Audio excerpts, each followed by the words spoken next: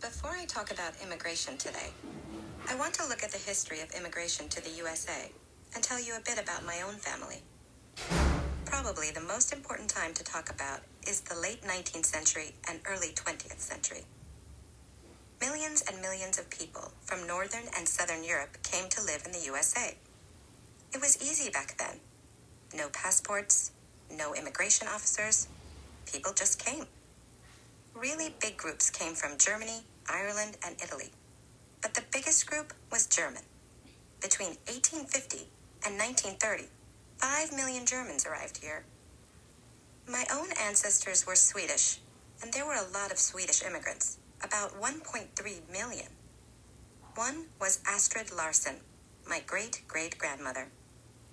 In about 1887, her brother Stefan arrived here. Their family was poor and had no land in Sweden.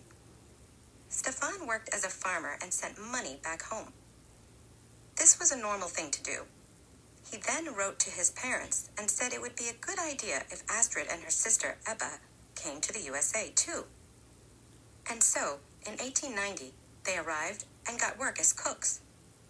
2 years later, Astrid got married, and 5 years after that, Stefan, Astrid, and Ebba asked their parents to join them in the USA. So, that was the beginning of my family history here. It began more than 130 years ago.